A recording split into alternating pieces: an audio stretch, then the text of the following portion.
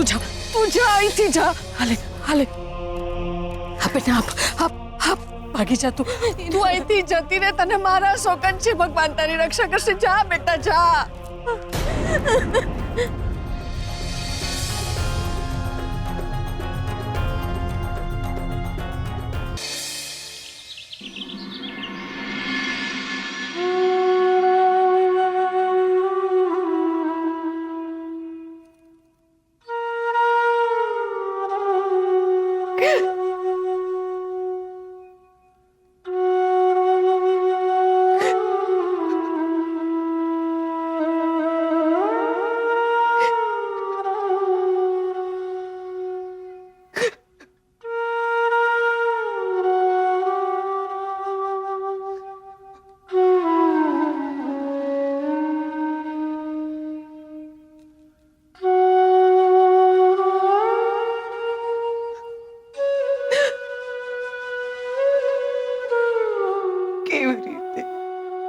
કેવી રીતે જીવીશું? કદાચ તમારી રાહ જોવામાં જિંદગી નીકળી જાત, પણ હવે શું? તમે મારી પાસે આવવામાં મોડું કર્યું, પણ તમારી પાસે આવવામાં હું મોડું નહીં કરું.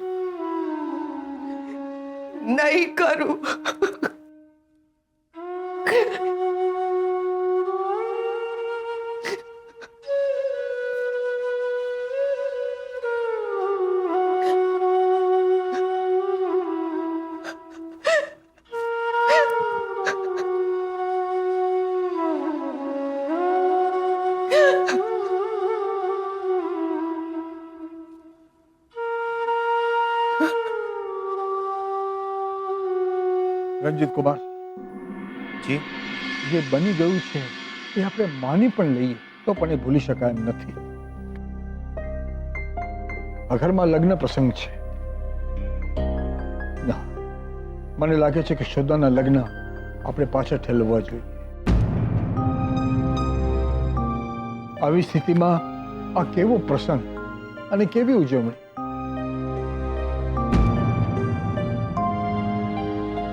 રણજીત કુમાર, તમે શ્રુતિના ઘરે જાઓ, એના પપ્પા મમ્મી સાથે વાત કરો અને કહો કે આપણે આ લગ્ન પ્રસંગ થોડો પાછો ઠેલવીએ તો.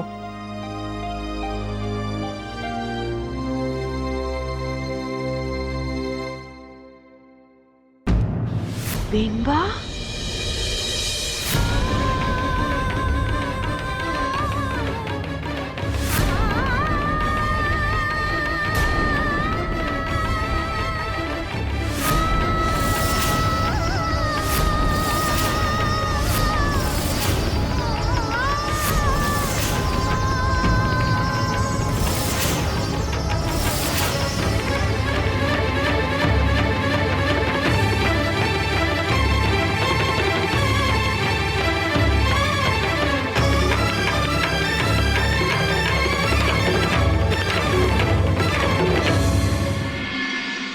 માફ કરજો પપ્પાજી, પણ શોધનના લગ્ન નિયત સમયે જ થશે.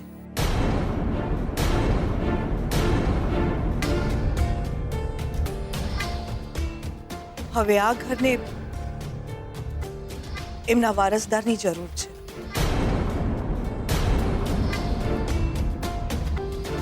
શોધનના લગ્ન પાછા નહીં ઠેલાય. પણ પ્રદ્યુમન, પપ્પાજી, કાલે નત સમ્રાટના દીપિકાબેને જે કહ્યું તમને યાદ છે ને?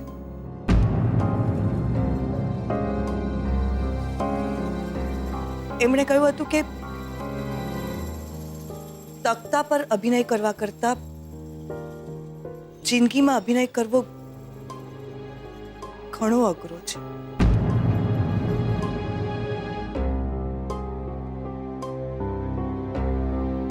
જે બન્યું એ આપણે સ્વીકારવું જ રહ્યું.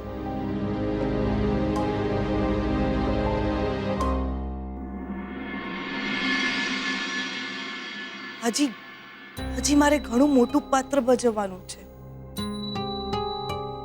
મારે મારા દીકરાના લગ્ન કરાવવાના છે. આ ઘરને સંભાળવાનું છે.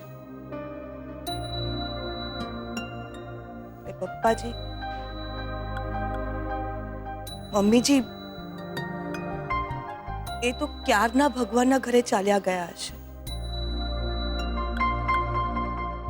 આપણે ખોટા દિલાસામાં જીવતા હતા કે કદાચ એ એક દિવસ પાછા આવશે.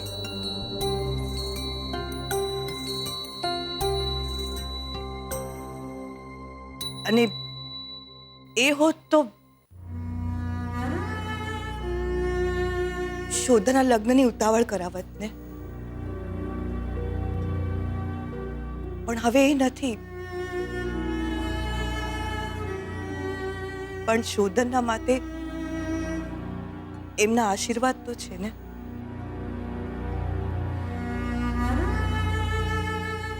હું બસ એટલું જ કહીશ કે આપણે હિંમત રાખીને જીવશું તો એમને શાંતિ મળશે. અંબિકા બહુ, તારી વાત સાચી છે. આજ દિવસ સુધી આપણે પ્રદ્યુમન વગર જીવતા હતા. આગળ પણ એના વિના જીવવું પડશે.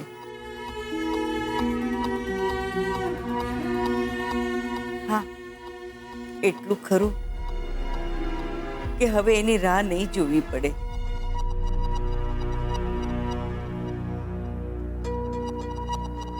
અને સાંભળો,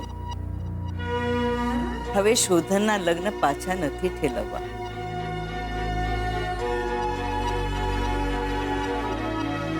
ને આ વાતની જાણ આપણે શોધને નહીં કરીએ.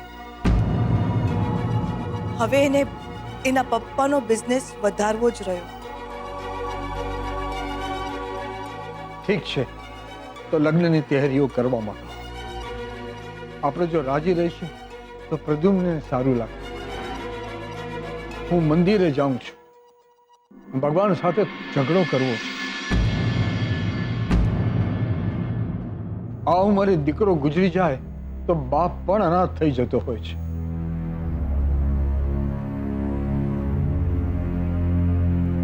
ઊભા રહો.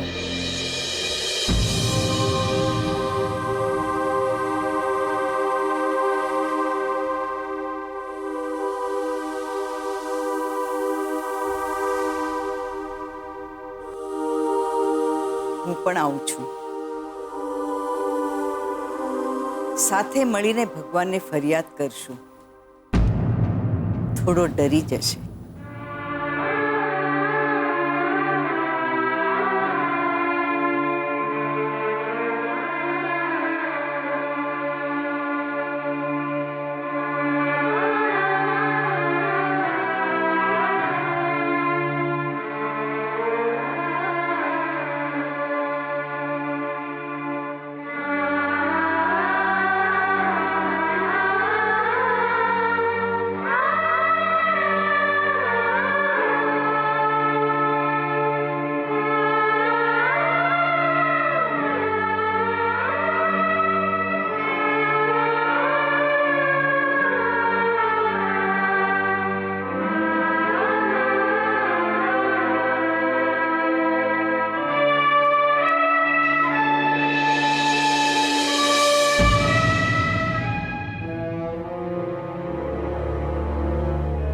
લગ્ન માત્ર શોધના નહીં, તમારા બંનેના પણ થશે.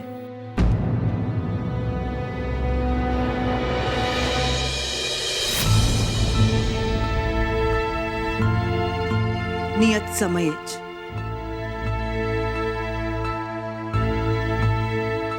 તમે બંને હવે લગ્નની તૈયારીઓ કરો.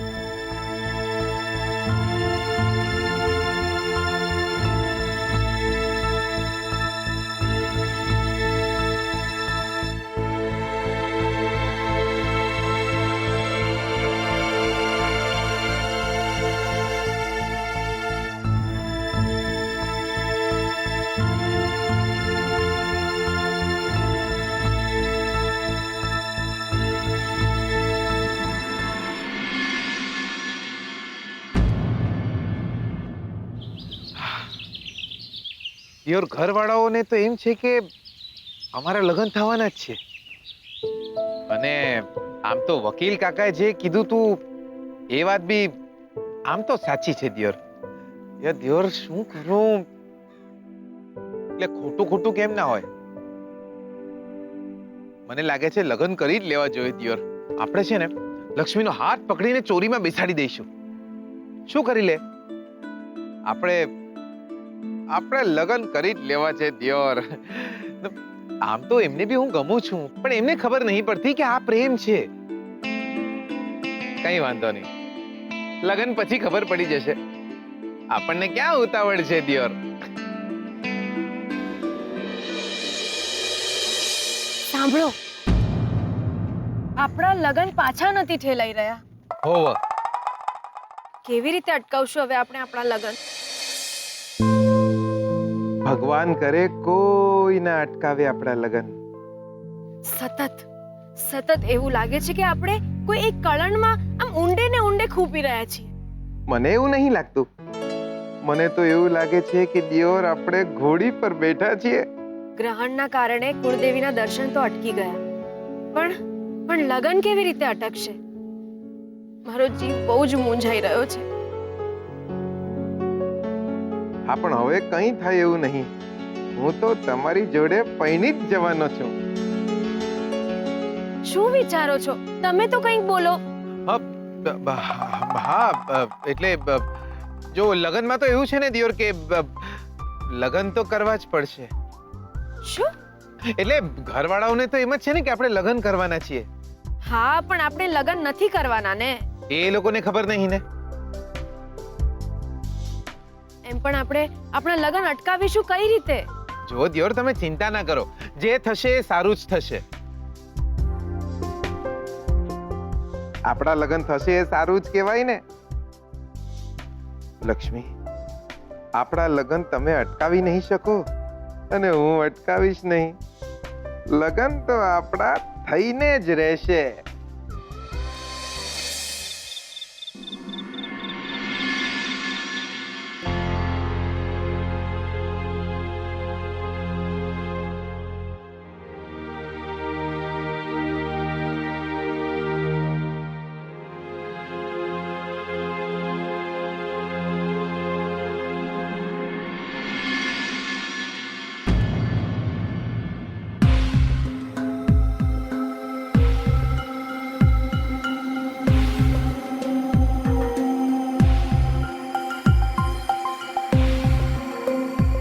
તમે અહીંયા?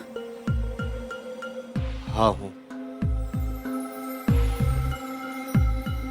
હમણાં થોડાક દિવસ પહેલા તમારા ઘરેણા કોઈએ લૂંટી લીધા હતા. માથામાં લાકડીનો ફટકો મારીને.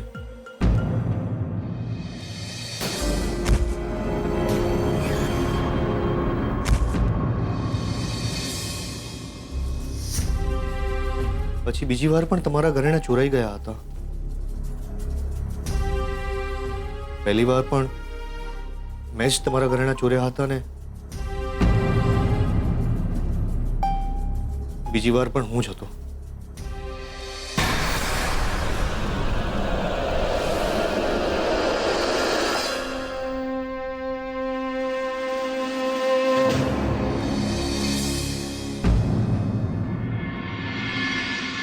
આ ઘરેણા તમારા.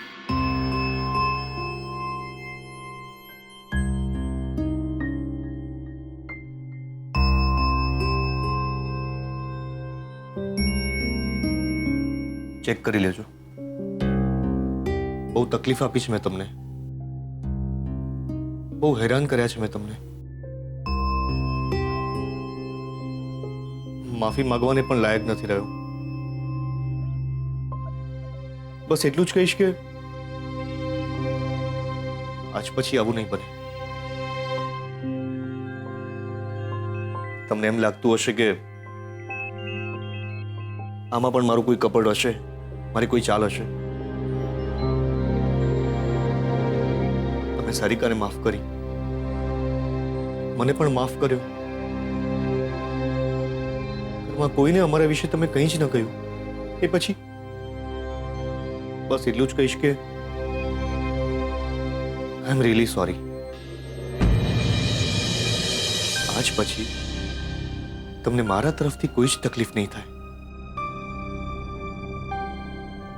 લગ્ન થવાના છે ને તમારા? ઘરેણા કામ લાગશે.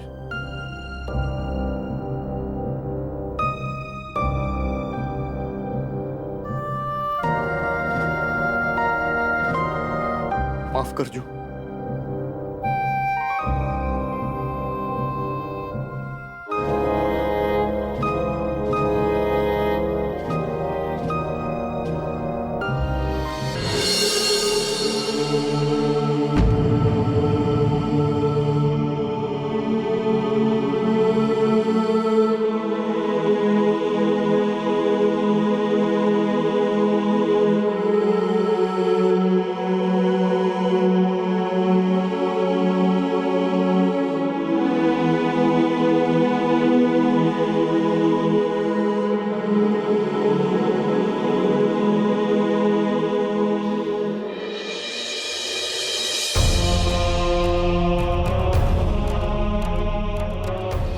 તું જા અહીંથી જા. હાલે હાલે હા બેટા આપ ભાગી જા. તું અહીંથી જતી રે, તને મારા શોકન છે. ભગવાન તારી રક્ષા કરશે. જા બેટા જા.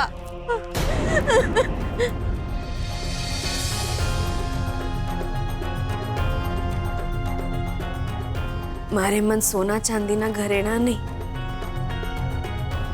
પણ મારા હીરાબાની નિશાની, યાદો એમની.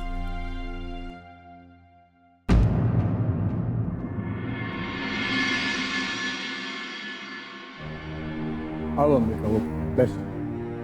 મારે થોડી વાત કરવી છે.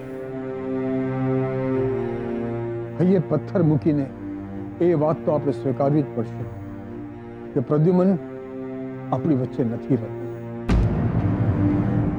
આપણા કમનસીબ છે કે આપણે પ્રદ્યુમનના અગ્નિ સંસ્કાર ન કરી શક્યા, ન તો અસ્થિ વિસર્જન. હા, આપણને તો આટલા વર્ષો પછી પણ બસ એટલી જ ખબર પડી કે પ્રદ્યુમનભાઈ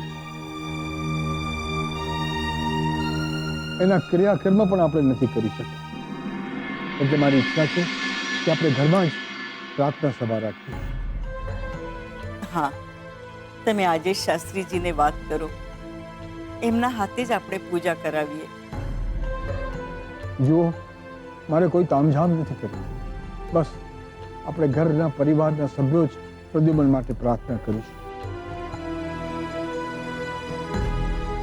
બસ શ્રુતિના ઘરે બધાને કહેજો.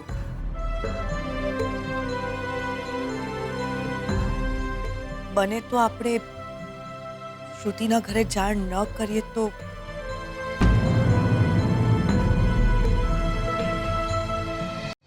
જો અંબિકા બહુ, હવે એ લોકો આપણા વિવાહિત થશે. અને આમ જુઓ તો કૈલાશ અને પ્રદ્યુમન ખૂબ જ સારા મિત્રો હતા. હા, પણ મને ઠીક નથી લાગી રહ્યું. છતાંય જો તમારે કહેવું હોય તો તમને જેમ યોગ્ય લાગે એમ. હું દીવાબત્તીની તૈયારી કરી લઉં.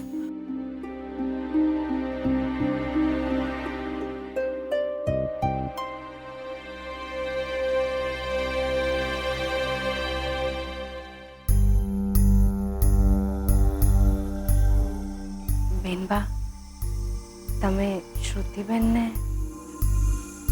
શ્રુતિ માટે મને કોઈ અણગમો નથી. એની મમ્મીની વાતથી જીવમાં ઉચાટ થઈ આવે છે, ઉકળાટ થઈ જાય છે. શોધાના પપ્પાના અકસ્માત પછી એ આ ઘરમાં ક્યારેય નથી આવ્યા. શ્રુતિના પપ્પાને પણ આ ઘરમાં આવતા રોક્યા. વર્ષોની ભાઈબંધી તૂટી ગઈ હતી. બિઝનેસ અલગ થઈ ગયા હતા. આ તો વર્ષો પછી કંઈક એવું બન્યું કે શ્રુતિ આ જ ઘરની વહુ બનીને આવી રહી છે, એટલે એમણે ફરી પાછા સંબંધો શરૂ કર્યા. જેમને કોઈના જીવ્યા મર્યાની ચિંતા ન હોય, એમને પ્રાર્થના સભામાં કેમ બોલાવું?